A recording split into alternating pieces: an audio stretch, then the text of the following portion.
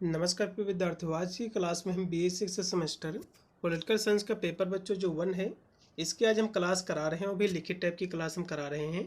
जिन भी विश्वविद्यालय में आपका लिखित का पेपर होता है, जैसे कि रज्जो भैया, MGKBP, महाराजा सहेल देव और भी बहुत सारे विश्वविद्यालयों की लिखित के पेपर कराती हैं। कल बच्चों जो कि MGKBP का पेपर ही लगा हुआ, तो उसके लिए बहुत ही महत्वपूर्ण हमारी क्लास रहेगी। इसमें से कम 80 से 90% पेपर आपका कवर हो जाएगा इसी क्लास से। ये पेपर बच्चों आपका 1 है पॉलिटिकल साइंस का। इसमें आपको पढ़ना है इंडियन पॉलिटिकल थॉट, मतलब जो भारतीय आपके राजनीतिक जो विचारक हैं उनके बारे में आपको पढ़ना है। 2 घंटा बच्चों आपका समय दिया। पूरा पेपर आपका 75 नंबर का उचित होगा कल ये। सबसे पहले यहाँ से हम सेक्शन ए के प्रश्नों को देखेंगे। इसमें टोटल आपके 5 क्वेश्चन पूछे जाएंगे।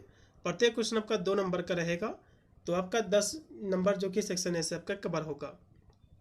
पहला क्वेश्चन देखिएगा, कैटल जी के जो सड़गुण जो नीति है इसको आपको बताना है। अहिल्याबाई होलकर के जो कार्य हैं सामाजिक, वो आपको बताना है। न्याय व्यवस्था पर राजा राम मोहन राय जी के क्या विचार थे, आपको बताना है। गांधी जी का राम राज्य कैसा है, आपको बताना है। अम्बेडकर जी के धर्म संबंधी जो विचार हैं, इन सभी क्वेश्चनों को हम यहाँ से देखेंगे। तो सबसे पहले बच्चों कैटल जी की जो सड़गुण नीति है इसको समझ लीजिए।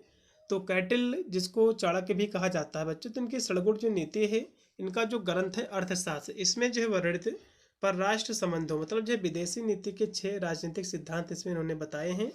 जो राजा को शत्रु और अन्य जो राज्यों के साथ व्यवहार करने, जो है शक्ति संतुलन बनाए रखने, राज्य की सुरक्षा व विस्तार के लिए अपनानी चाहिए, इन्होंने ऐसा जो है बताया है अपनी इस नीति में।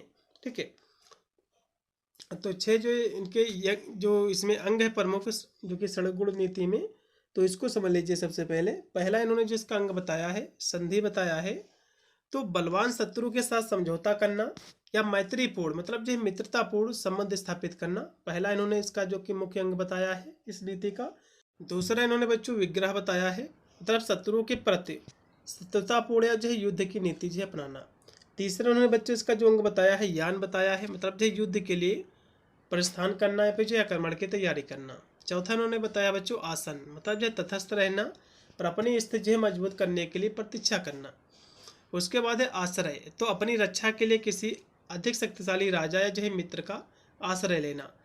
छठा इन्होंने बच्चों जो अंग बताया है, जिसकी दोहरी भाव बताया है, मतलब दोहरा व्यवहार करना, एक के साथ संधि, दूसरे के साथ जो है विग्रह की नीति करना, इसे इन्होंने बताया है इस नीति में। अब यहाँ से दूसरा जो क्वेश्चन था बच्चों की अहिल्याबाई होलकर जी के जो कार्य हैं इनको समझ लीजिए। तो अहिल्याबाई होलकर बच्चों जो कि मालवा साम्राज्य की एक दूरदर्शी शासिका थी, जिन्हें उनके सुशासन, धार्मिक पुनरुत्थान और जन कल्याणकारी कार्यों के लिए लोकमाता इनको कहा जाता है। उन्होंने बच्चों महेश्वर को राजधानी बनाकर कृषि उद्योग को जो है बढ़ावा दिया। काशी विश्वनाथ व सोमनाथ सहित देश भर के सैकड़ों मंदिरों, घाटों, धर्मशालाओं का जो इन्होंने बच्चों निर्माण करवाया था। तो इनके हम प्रमुख कार्यों की बात करें तो पहला हम यहाँ से समझेंगे मुख्य विध्वंस के कार्य, जैसे कि सांस्कृतिक और धार्मिक जो है पुनरुत्थान में इनके जो इन्होंने कार्य किए हैं। पहला इन्होंने बच्चों कार्य किया था काशी विश्वनाथ मंदिर, जो कि औरंगजेब के द्वारा काशी विश्वनाथ मंदिर को जो कि तोड़वाया गया था, तो इन्होंने जो है इसका पुनर्जो निर्माण करवाया था।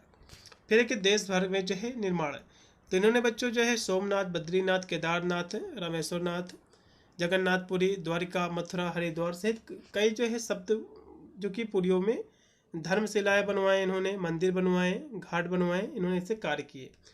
फिर है कि महेश्वर, मतलब जो है नर्मदा जो कि तट पर सुंदर महल, घाटों का इन्होंने निर्माण भी करवाया। अब इनके हम प्रशासनिक कार्य की बात करें, आर्थिक कार्य की बात करें, जैसे कि राजधानी का विकास, तो महेश्वर को व्यापार, साहित्य, कला और जो है का प्रमुख केंद्र उन्होंने बनाया। फिर कृषि और उद्योग, तो किसानों के लिए उन्होंने जो बच्चों कुएं खुदवाए, तालाब खुदवाए और करों की रियासतें दी, और महेश्वर साड़े उद्योग को जो है प्रोत्साहन भी इन्होंने किया। फिर एक न्यायिक जो है शासन, तो बिना किसी भेदभाव के न्याय सुनिश्चित किया और कानून व्यवस्था को भी इन्होंने जो है मजबूत किया। अब यहाँ से बच्चों राजा राम मोहन जी के क्या इनके विचार हैं, इसको भी समझ लीजिए। तो राजा राम मोहन बच्चों भारतीय पुनर्जागरण के अग्रदूत और आधुनिक भारत के जो कि जनक ही माने जाते हैं। इन्होंने बच्चों रूढ़िवादिता, अंधविश्वास, सती प्रथा जैसी कुरीतियों का कड़ा विरोध किया। नारी शिक्षा, समानता पर इन्होंने जोर दिया तथा एकेश्वर मतलब एक ईश्वर की पूजा कर इन्होंने समर्थन किया। इन्होंने बच्चों ब्रह्म समाज की स्थापना की, पत्रकारिता के माध्यम से सामाजिक राजनीतिक जो है चेतना भी इन्होंने जगाई। टेंथ है बच्चों इनके कार्य। इनके कार्यों को बच्चों हम विस्तार से समझेंगे, इनके विचारों को आपके एग्जाम में क्वेश्चन बनेगा। तो पहला इनका बच्चों जो विचार है जो कि सामाजिक सुधार को लेकर है, वे जो कि रूढ़िवादी परंपरा के खिलाफ थे। इन्होंने बच्चों सती प्रथा, बाल विवाह, बहु विवाह, पर्दा प्रथा, जाति व्यवस्था का खुलकर इन्होंने जो है विरोध किया। दूसरा इनका बच्चों जो कार्य है फिर विचार है महिला सशक्तिकरण।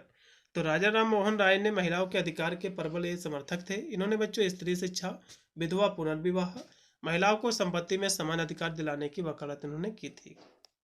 फिर धार्मिक जो है विचार, तो इन्होंने जो है बच्चों एकेश्वर मतलब जो है वे मूर्ति पूजा के विरोधी थे। उनका मानना था कि ईश्वर एक ही है। उन्होंने जो है उपनिषदों के आधार पर वेदांत दर्शन का समर्थन किया और अंधविश्वासों को छोड़कर शुद्ध धर्म को बनाने पर जोर दिया। फिर है कि आधुनिक शिक्षा, तो ये बच्चों जो है पाश्चात्य शिक्षा, विज्ञान, अंग्रेजी भाषा के समर्थक थे। उनका मानना था कि आधुनिक ज्ञान ही जो भारतीय जो लोग हैं उनको अंधकार से जो है निकाल सकते हैं। अब यहाँ से बच्चों गांधी जी का राम राज्य क्या है इसको भी समझ लीजिए।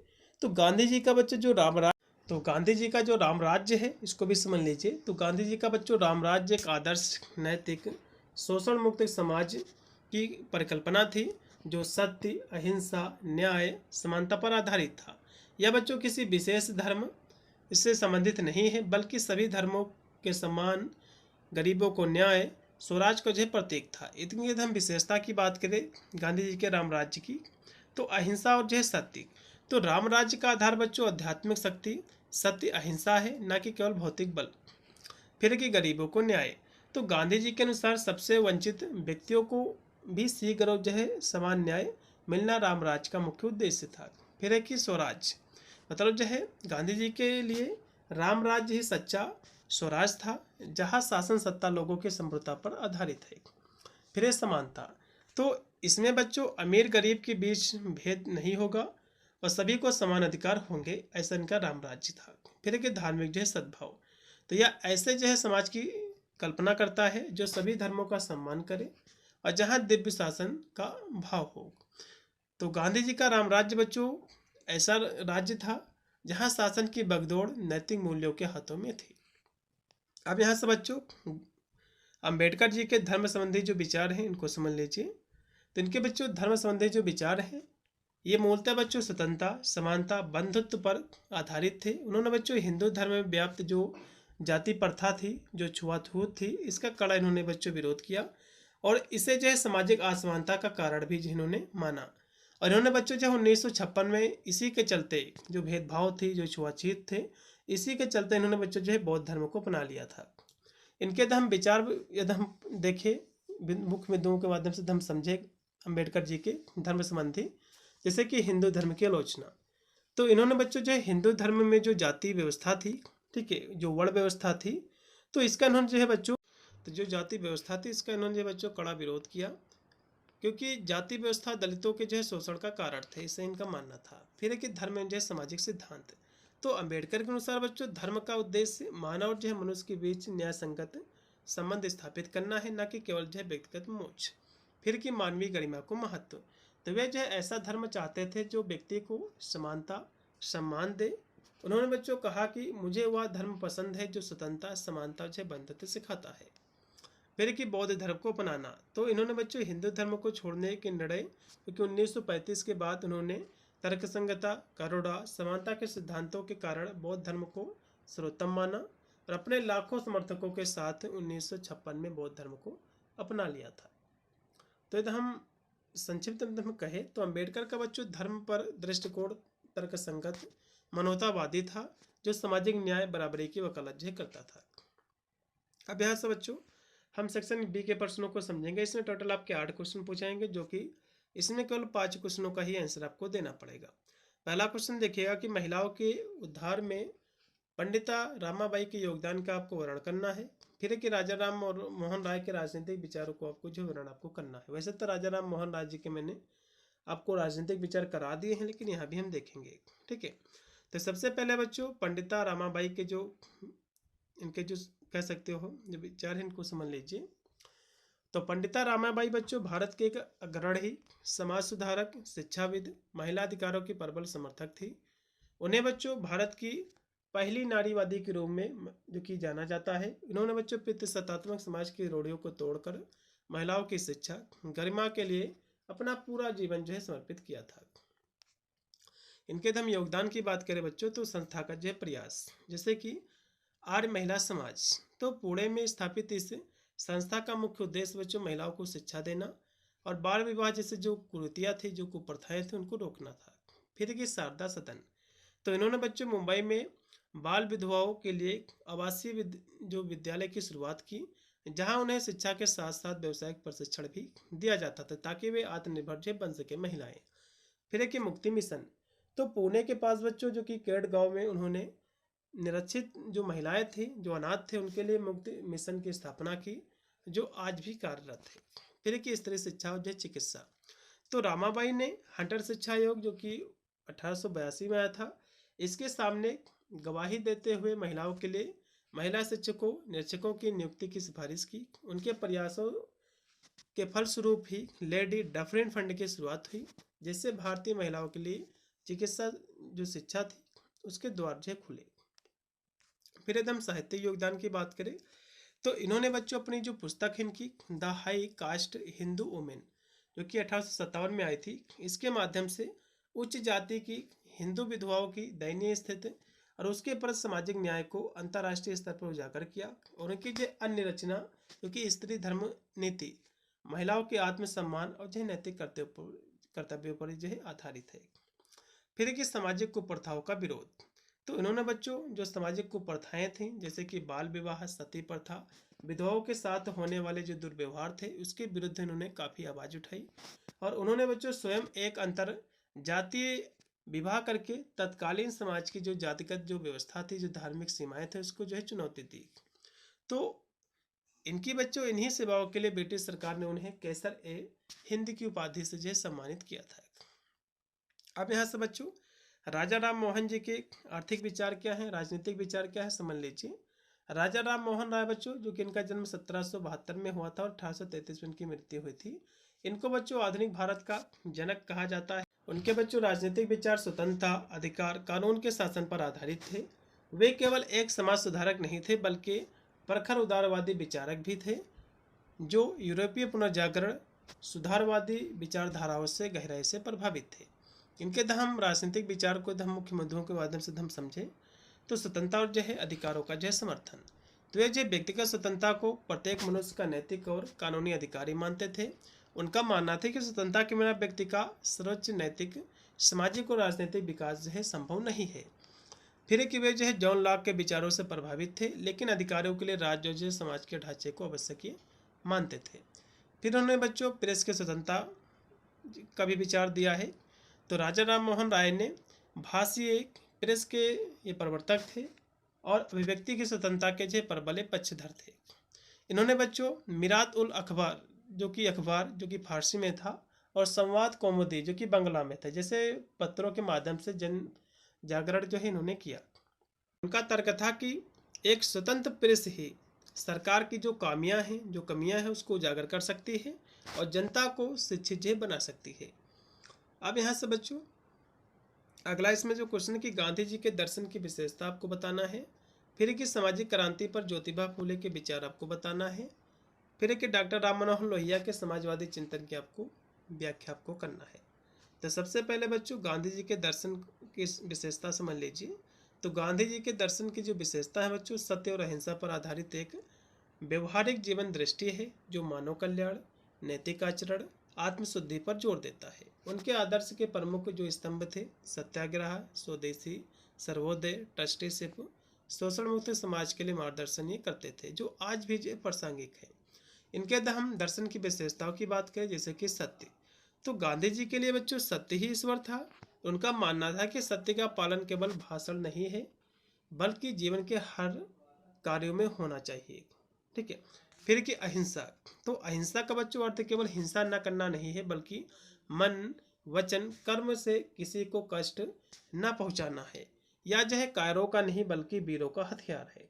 फिर सत्याग्रह, तो जो है सत्य के लिए आग्रह, मतलब जो अन्याय के खिलाफ प्रेम और जो शांतिपूर्ण प्रतिरोध है।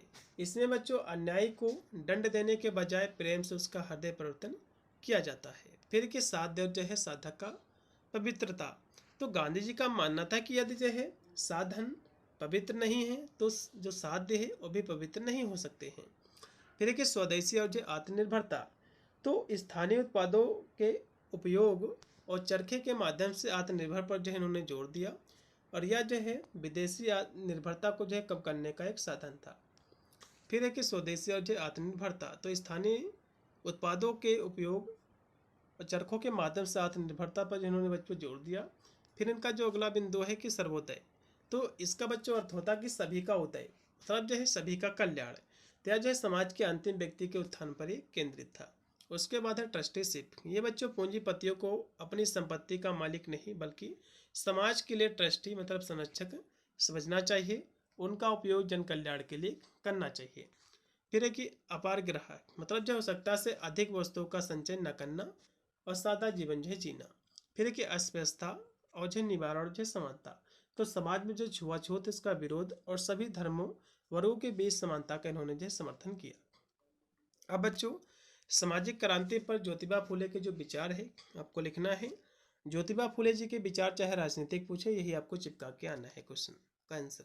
फिर है कि ज्योतिबा फुले जी के क्या विचार है समझ लीजिए। तो ज्योतिबा फुले बच्चों भारत के उन महान समाज सुधारकों में से थे जिन्होंने सामाजिक क्रांति की नींव समानता, न्याय, तर्क पर जे रखी। उनके बच्चों विचार केवल सुधारवादी नहीं बल्कि क्रांतिकारी थे, क्योंकि उन्होंने व्यवस्था को जड़ से बदलने की बात की थी। उनके धर्म विचारों की बात करें मुख्य बिंदुओं के माध्यम से, जैसे कि जाति व्यवस्था और जो ब्राह्मणवाद का विरोध। तो फूले जी ने जाति व्यवस्था को शोषण का जो कि जरिया माना।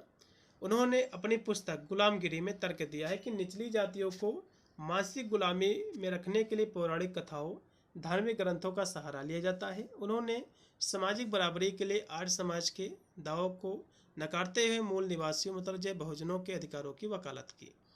फिर की स्त्री शिक्षा और जय सशक्तिकरण, तो फूले का मानना था कि शिक्षा के बिना इंसान पशु के समान है।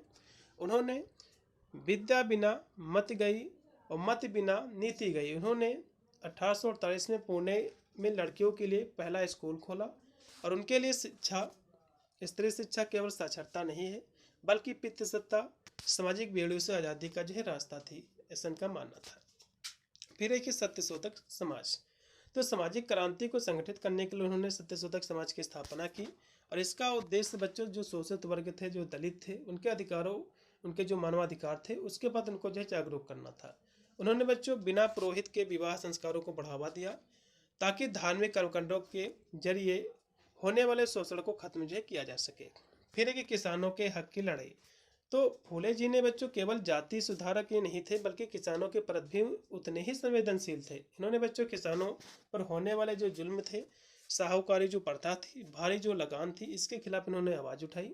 इनकी एक रचना है जो किसान का कोड़ा, जो कि इस जो है शोषण का जीवांत जो कि दस्तावेज है, इसमें इन्होंने प्रस्तुत किया है। फिर कि अछूत और जो मानवीय गरिमा, तो उन्होंने बच्चों अछूतों के लिए अपने घर का पानी मतलब जो है टैंक खोल दिया, और उस समय के कट्टरपंथी समाज में एक बहुत बड़ी क्रांतिकारी घटना थी। उनका मानना था कि सभी मनुष्य समान हैं और ईश्वर की प्रार्थना के लिए किसी मध्यस्थ मतलब पुजारी की आवश्यकता नहीं, इनका ही मानना था।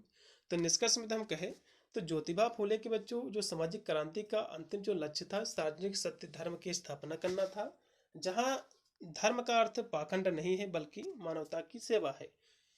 उनके इस क्रांतिकारी विचारों ने ही आगे चलकर अंबेडकर जैसे विचारकों के लिए जो मार्ग प्रशस्त किया। अगला इसमें भी क्वेश्चन बच्चों था कि डॉक्टर राम मनोहर लोहिया के जो समाजवादी चिंतन इनका जो था, इसको समझिए। फिर इनके जो है राम मनोहर लोहिया के राजनीतिक विचार क्या थे, इस तरह से क्वेश्चन एग्जाम में बनेगा।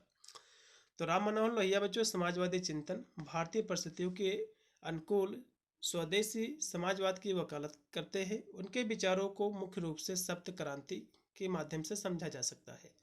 इन्होंने बच्चों सप्त क्रांति जो कि एक सिद्धांत दिया है। लोहिया ने समाज में व्याप्त जो अन्याय था उसको मिटाने के लिए 7 क्षेत्रों में क्रांति का इन्होंने आह्वान किया था। कौन कौन से क्षेत्र हैं? एक है स्त्री पुरुष जो है समानता, तो लिंग के आधार पर भेदभाव का जो है अंत होना चाहिए, पहली इन्होंने क्रांति बताई। फिर है कि रंग भेद का अंत, तो त्वचा के रंग के आधार पर होने वाला जो अन्याय था इसके खिलाफ थे। फिर है कि जाति प्रथा का उन्मूलन, तो जन्म के आधार पर ऊंच नीच को समाप्त करना, ये भी इनका जो है लक्ष्य था। फिर कि विदेशी गुलामी से मुक्ति, तो राष्ट्रीय स्वतंत्रता संप्रभुता इनका लक्ष्य था। फिर की आर्थिक जो है समानता, तो धन के संकेंद्रण को रोकना, निजी संपत्ति की सीमा तय करना ये इनका लक्ष्य था। फिर है कि निजी जीवन में हस्तक्षेप का विरोध, तो व्यक्तिगत स्वतंत्रता की रक्षा करना इनका लक्ष्य था। फिर है कि सत्याग्रह, तो अन्याय के विरुद्ध हथियार उठाना बिना अहिंसक विरोध के, ये इनके बच्चों जो सत्ता जो कि सिद्धांत थे। ठीक है। फिर है कि चौखंबा राज्य भी इन्होंने बताया है सिद्धांत को। तो लोहिया ने सत्ता के विकेंद्रीकरण पर जोर दिया और उनके अनुसार जो है लोकतंत्र के 4 स्तंभ होने चाहिए। पहला है गांव, दूसरा है जिला, तीसरा प्रांत, चौथा इन्होंने केंद्र इसको बताया है। वे चाहते थे कि शासन की शक्ति केवल दिल्ली राजधानी में न रह करके नीचे स्तरों मतलब गांव जिलों पर भी जो है तक पहुंचे, इनका ये मानना था। अब यहाँ से अगला इनका सिद्धांत है विशेष अवसर का सिद्धांत। तो लोहिया का मानना था केवल समान अवसर देना काफी नहीं है, क्योंकि सदियों से पीछे हैं और दूसरों की बराबरी नहीं कर पाएंगे जो पिछड़े लोग हैं। तो इसलिए उन्होंने पिछड़े दलितों, महिलाओं, अल्पसंख्यकों के लिए 60% की आरक्षण और विशेष अवसर की उन्होंने जो है बात कही। फिर है कि छोटी मशीन का जो है अर्थशास्त्र, तो ये पश्चिमी देशों की नकल करते हुए बड़े उद्योगों के पक्ष में नहीं थे। उन्होंने ऐसी छोटी मशीनों तकनीकों पर जोर दिया जिससे कम पूंजी में अधिक जो है लोगों को रोजगार मिल सके, जो स्थानीय स्तर पर जो संचालित हो। फिर की भाषा और जो संस्कृत, तो लोहिया ने अंग्रेजी हटाओ का नारा दिया। उनका मानना था कि विदेशी भाषा आम जनता प्रशासन के बीच दूरी पैदा करती है और भारतीय भाषाओं के माध्यम से लोकतांत्रिक चेतना भी जो है जगाते थे। फिर कि निष्कर्ष में हम कहें तो लोहिया का जो समाजवाद था ये केवल आर्थिक नहीं था बल्कि सांस्कृतिक सामाजिक भी था। उनका प्रसिद्ध मंत्र था कि कर्म ही पूंजा है और समानता ही धर्म है, इनका जो कि प्रसिद्ध मंत्र था। अब यहाँ से बच्चों वीडी सावरकर के राजनीतिक जो विचार है आपको बताना है। संसदीय लोकतंत्र पर जवाहरलाल नेहरू के विचार, तिलक जी के स्वराज की अवधारणा को आपको समझाना है। तो सभी क्वेश्चनों को देखेंगे। सबसे पहले सावरकर जी के राजनीतिक विचार क्या हैं इसको समझ लीजिए। तो पहला इनका विचार बच्चों हिंदुत्व। तो सावरकर ने हिंदुओं को हिंदू धर्म से अलग एक व्यापक सांस्कृतिक राजनीतिक पहचान के रूप में परिभाषित किया है। उनके अनुसार हिंदू वह है जो भारत भूमि को अपना पितृ भूमि और पुण्य भूमि जो कि मानता है। फिर है कि हिंद जो है राष्ट्रवाद, तो सावरकर का जो है राष्ट्रवाद धर्म और सांस्कृतिक पर आधारित था। वे भारत को एक हिंदू राष्ट्र के रूप में जो देखते थे। मतलब जो सावरकर जी चाहते थे कि भारत एक हिंदू राष्ट्र जो कि घोषित हो बने और जहां सांस्कृतिक, ऐतिहासिक, भौगोलिक एकता प्रमुख हो।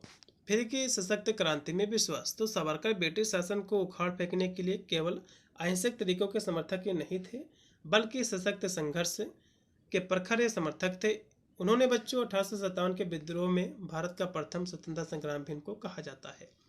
फिर के सामाजिक सुधार और जो तर्कवाद, तो सावरकर बच्चों कट्टरपंथी सामाजिक सुधारक थे। उन्होंने जाति आधारित भेदभाव, छुआछूत, जाति के खिलाफ जो कि युद्ध छेड़ा और अंतरजातीय विवाह पुनर्विवाह का समर्थन किया। उन्होंने अंधविश्वासों के बजाय तर्कवाद और वैज्ञानिक सोच पर इन्होंने बल दिया। फिर के सैन्यीकरण, मतलब जो है सावरकर का मानना था कि हिंदुओं को अपनी रक्षा के लिए सैन्य रूप से मजबूत होना चाहिए। उन्होंने हिंदुओं का सैनिकीकरण का नारा दिया ताकि विदेशी आक्रमणों और आंतरिक जो चुनौतियां हैं इसका हिंदू जो है सामना कर सके। अब यहाँ से जवाहरलाल नेहरू जी के राजनीतिक विचार क्या है वे समझ लीजिए। जवाहरलाल नेहरू बच्चों संसदीय लोकतंत्र के ये प्रबल समर्थक थे और भारतीय जो कि आधुनिक भारत के निर्माता भी थे। उन्होंने बच्चों स्वतंत्रता के बाद भारत में एक समावेशी, धर्मनिरपेक्ष, विकासात्मक लोकतांत्रिक ढांचे की नींव रखी। उनका मानना था कि लोकतंत्र केवल राजनीतिक अधिकार नहीं है बल्कि सामाजिक आर्थिक समानता का एक माध्यम भी है। इनके हम विचार की बात करें तो लोकतांत्रिक जो है समाजवाद, तो नेहरू बच्चों लोकतंत्र के साथ समाजवाद को जोड़ना चाहते थे। उनका मानना था कि जब तक आर्थिक न्याय जैसे कि गरीबी उन्मूलन, समानता नहीं मिलता तब तक कि राजनीतिक लोकतंत्र अधूरा है। वे मिश्रित अर्थव्यवस्था के समर्थक थे जिसमें निजी सार्वजनिक दोनों जो क्षेत्रों की भूमिका हो। फिर कि संवैधानिक शासन और कानून का शासन, तो नेहरू ने संविधान, कानून के शासन और जो स्वतंत्र न्यायपालिका में गहरा विश्वास व्यक्त किया। उनका मानना था कि राज्य को संवैधानिक प्रक्रियाओं का पालन जो है करना चाहिए। फिर की विविधता में एकता, तो एक धर्मनिरपेक्ष नेता के रूप में वे मानते थे कि भारत जैसे विविधतापूर्ण देश में केवल लोकतंत्र ही सभी सांस्कृतिक और समुदायों को एक साथ रख सकता है। उन्होंने धर्मनिरपेक्षता पर जोर दिया, जहां राज्य का कोई आधिकारिक धर्म न हो। अब यहाँ से बच्चों बाल गंगाधर तिलक के स्वराज संबंधी विचार क्या है समझ लीजिए।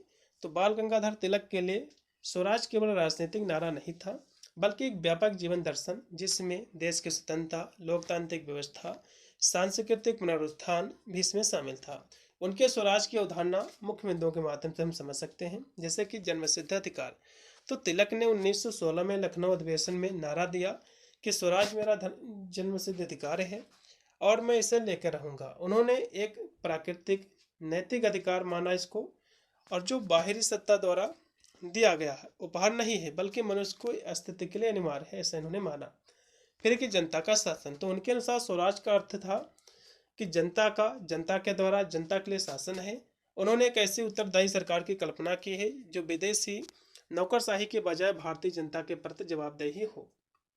फिर कि पूर्ण स्वतंत्रता, तो शुरुआती समय में होम रूल की बात करने के बावजूद तिलक का अंतिम लक्ष्य भारत के लिए पूर्ण राजनीतिक स्वतंत्रता प्राप्त करना था। वे देश के नियंत्रण की शक्ति पूरी तरह भारतीयों के हाथों में देखना ही चाहते थे। फिर समग्र विकास, तो तिलक जी का मानना था कि स्वराज के बिना देश का वास्तविक आर्थिक, सामाजिक और जो शैक्षिक विकास संभव नहीं है। उन्होंने ऐसे जो है मंदिर के रूप में इसको देखा, जिसके पुजारी मतलब विदेशी जो शासक है इसको बदलने की आवश्यकता है, ताकि देश की जो व्यवस्था है भारतीय की जरूरतों के अनुरूप चल सके। फिर एक सांस्कृतिक और जो आध्यात्मिक आधार, तो उन्होंने बच्चों स्वराज को धर्मराज के रूप में देखा, और जहां भारतीय संस्कृति मूल्यों और परंपराओं का संरक्षण हो। उन्होंने गणेश उत्सव, शिवाजी उत्सव जैसे आयोजनों के माध्यम से स्वराज की भावना को जन जन तक पहुंचाया। फिर एक स्वराज प्राप्ति के साधन, इसे प्राप्त करने के लिए उन्होंने बच्चों 4 सूत्र बनाए, कार्यक्रम में तैयार किया, जिसमें स्वदेशी, बहिष्कार, राष्ट्रीय शिक्षा और निष्क्रिय प्रतिरोध पर उन्होंने जो है जोर दिया। तो तिलक ने स्पष्ट किया कि स्वराज केवल शासकों को बदलना नहीं है, बल्कि एक ऐसी व्यवस्था स्थापित करना जहां भारतीय स्वयं अपने भाग्य के विधाता हो। अब यहाँ से बच्चों सेक्शन सी में टोटल आपके 4 क्वेश्चन आएंगे, जो कि 2 ही क्वेश्चन आपको करना पड़ेगा। हम चारों क्वेश्चन कराए दे रहे हैं। पहला क्वेश्चन कि अपने नारीवादी सिद्धांतों लेखन के माध्यम से ताराबाई शिंदे ने भारत में महिलाओं के अधिकारों का मुद्दा उठाया, चर्चा करना है इस पर। फिर कि भारत में सामाजिक न्याय के आधार पर अंबेडकर जी के विचारों का आपको तुलना करना है। इस्लामी राजनीतिक विचारधारा पर मोहम्मद इकबाल के विचार, ये क्वेश्चन नहीं आएगा, इसको हम इग्नोर कर रहे हैं। फिर कि राष्ट्रवाद पर रविन्द्रनाथ टैगोर के विचारों पर आपको जो है बताना है, क्वेश्चन महत्वपूर्ण है। तो यहाँ से सबसे पहले ताराबाई शिंदे के जो कि महिलाओं के पास जो सुधार उन्होंने किए हैं इसको समझ लीजिए। तो 19वीं सदी की भारतीय समाज सुधारक ताराबाई शिंदे, इन्होंने बच्चों अपने ऐतिहासिक ग्रंथ निकाया है, ये इनकी एक पुस्तक है स्त्री पुरुष जो कि पुरुष तुलना, जो कि 1882 में पुस्तक लिखी गई थी इनके द्वारा। इसके माध्यम से इन्होंने बच्चों भारत में जो महिला अधिकारों का मुखर समर्थन किया। उन्होंने बच्चों पितृसत्ता, जाति आधारित भेदभाव, महिलाओं की दुर्दशा का कड़ा जो है प्रहार करते हुए लैंगिक समानता की नींव रखी, जिसे अक्सर भारत का पहला आधुनिक नारीवादी लेखन जो है माना जाता है। तो ताराबाई शिंदे के हम नारीवादी विचारों की हम बात करें तो स्त्री पुरुष तुलना, तो यह पुस्तक बच्चों मराठी में प्रकाशित हुई थी, जो पुरुष प्रधान समाज में महिलाओं के दमन को उजागर करती थी, और यह जो रूढ़िवादी सामाजिक मानदंडों और हिंदू धार्मिक ग्रंथों की आलोचना करती थी, जो महिलाओं को जो है गुलाम बनाते थे।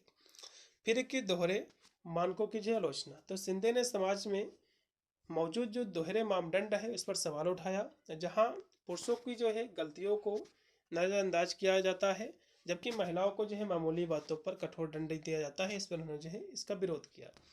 फिर है कि विधवाओं और जो महिलाओं की स्थिति, उन्होंने बच्चों विधवाओं के पुनर्विवाह के अधिकार की वकालत की, और विधवाओं के साथ होने वाले जो क्रूर व्यवहार है, जैसे कि जबरन मुंडन, अलगाव का, जो कि इसका भी जो है इन्होंने विरोध किया। उसके बाद है शिक्षा और जो स्वतंत्रता, तो शिंदे ने महिलाओं के लिए शिक्षा की वकालत की, ताकि वे अपनी क्षमता को जो है पहचान सके और आर्थिक रूप से जो है स्वतंत्र हो सके। अब यहाँ से बच्चों अम्बेडकर जी के क्या विचार है न्याय संबंधी, इसको भी समझ लीजिए।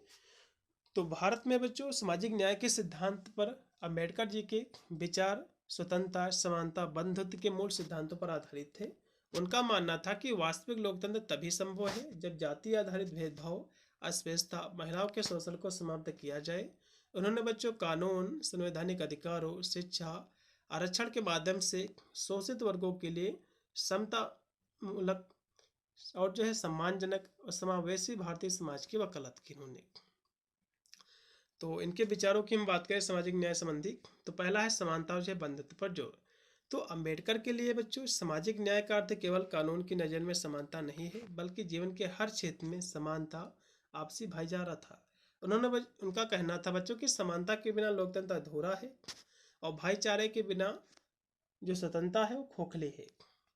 फिर की जाति व्यवस्था को उन्मूलन, तो उनका मानना था कि भारतीय समाज में सामाजिक न्याय की सबसे बड़ी जो बाधा है जाति व्यवस्था है। उन्होंने बच्चों जाति आधारित भेदभाव को राष्ट्र को कमजोर करने वाला बताया और उनके उन्मूलन का आह्वान भी उन्होंने किया।